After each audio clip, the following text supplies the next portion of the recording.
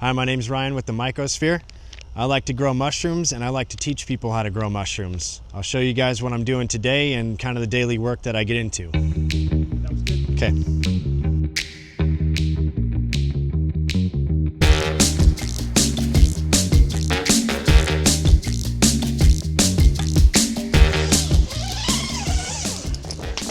So we got some blue oysters ready, we got enoki ready, and then some lion's mane and bear head that's also ready.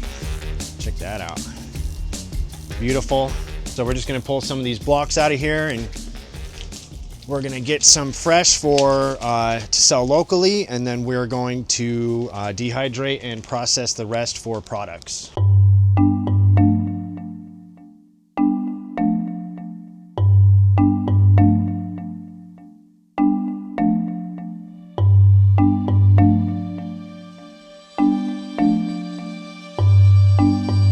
These ones, yeah, you can tell because they're turning a little bit yellow, a little brown on there, that they're perfect and ready for harvest. These are bear's head, so just another Hericium genus, and these are super awesome. Also have some lion's mane, fan favorite. So we'll go ahead and harvest the fresh. These will just go on my Facebook to my local food finders group, and people can come and pick these up. So I like to use the bear's head for drying and product purposes because it tastes really good with the seasoning and has a nice rich umami flavor to it. And unlike a lot of products you see out there, a lot of people are making dried products with the substrate of the block, like lion's mane substrate instead of the actual fruiting body.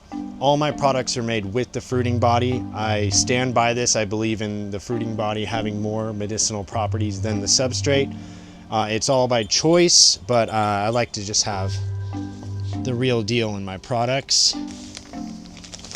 These ones will be fresh because I actually have some people wanting some fresh lion's mane. So get this all ready for them. Gorgeous. I need to make lion's mane as fast as possible for the products that I sell. So this is my preferred way of doing it, and it's the way I like to do it. And then this bag will go right back into the fruiting tent for a second flush. So a second flush, meaning it'll just grow more after you've harvested that? Yes, so on the first flush, it usually doesn't use all of the energy for the block, so most of the time you can get second or third flushes, but they will be exponentially smaller than your initial first flush. So I'll just make sure I have enough fresh for anyone locally that wants to buy some, and then some dried, so I have enough to make products. So I do sell a lot of fresh lion's mane locally, but whatever doesn't get sold locally gets dried and then made into supplements or seasonings for my products. And these are all mainly dried gourmet mushrooms, so I just want to incorporate mushrooms into people's diets the best way I can because they're amazing. Great medicinal purposes, great for the brain, great for the body. So we have a lion lemon pepper. This is the only seasoning that I have that's just lion's mane and spices. Really great with seafood if you're cooking with any type of fish, scallops, anything like that. Really delicious. The rest of these here are made with lion's mane, an oyster blend, enoki, cordyceps, and chanterelle, with the spices going with each flavor. We have a fungi fiesta, kickin' Cajun, gourmet garlic and parsley, really good. And then the fan favorite, which is mushroom steak rub. But I'm also making lion's mane coffee as well, so this uses quite a bit of lion's mane. Really good product. It's a nice mellow breakfast blend, super good stuff. So I also make supplements like powdered reishi, powdered lion's mane. You can add this into your food when you're cooking. You can add it into a smoothie. You can make your own coffee, tea. It's great. Here is my fruiting tent where I grow all of my gourmet mushrooms. Pretty easy, simple setup here. I have a homemade humidifier that provides adequate humidity for the mushrooms to grow. Simple waterproof fan, tote, and a 6-disc sonic humidifier.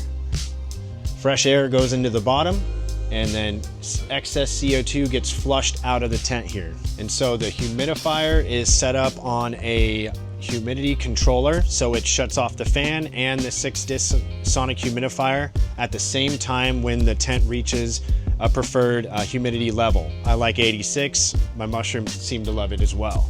And so all the excess CO2 is getting pumped out of the tent and is connected to a 4-inch inline fan, and that's connected to a CO2 controller at 500 parts per million.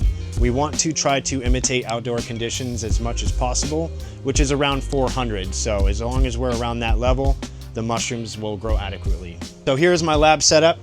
This is where I do all my sterile work. This is where all the work for growing mushrooms begins. So my first step in the growing process, I start with agar media. I make all my agar plates myself here in the lab. And we like to grow out our mushroom cultures on this 2-dimensional surface to make sure we have a clean culture ready for cultivation. And so once I know that my agar plate is clean, I'll go ahead and take a little wedge out of the agar plate and place it into a sterile liquid media for the mycelium to grow out. So once the mycelium has fully colonized the liquid culture, we can start making syringes, a liquid culture syringe, so we can actually inoculate our grains with it. So for the next step, after you have your liquid culture, you can inoculate your grains with either liquid culture or a piece of the agar plate. I like liquid culture for my gourmets. It just works a lot faster. And here we have some popcorn spawn that was just inoculated. So we'll start off like this and should end just like this, fully white, fully colonized, looking good.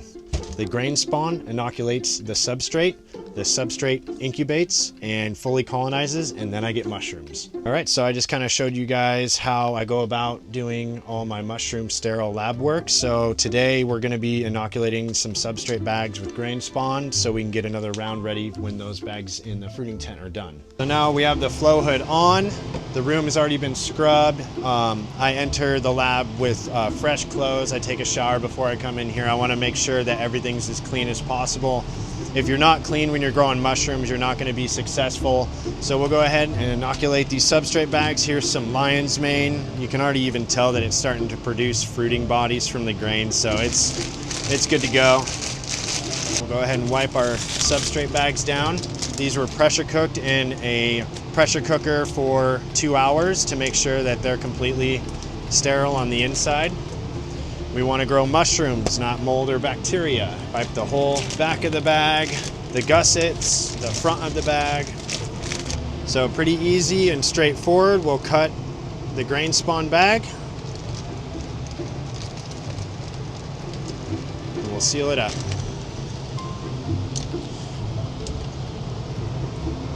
So our bag has a nice tight seal. So we'll just go like this. Make sure it's evenly distributed through the whole bag. And that's how I make my substrate bags. So now these would go from here. You've just finished this one here. Yeah. And those would go directly into the fruiting tent? No, so those will go right on my shelf right here so they can incubate at around 70 degrees, and then those will fully colonize, which takes about 1 to 2 weeks. And then once those are fully colonized, those will go into the fruiting chamber to produce mushrooms. So what's the vision for the future? Do you want to keep scaling this? You want to be in grocery stores or restaurants, or do you want to keep it your own thing, your own, personal business, I guess? So I would like it to be kind of just my thing. If it got that big, I don't know, I couldn't tell you. But might be a good thing. Yeah, it could be a good thing, especially, if you're getting good quality products to people.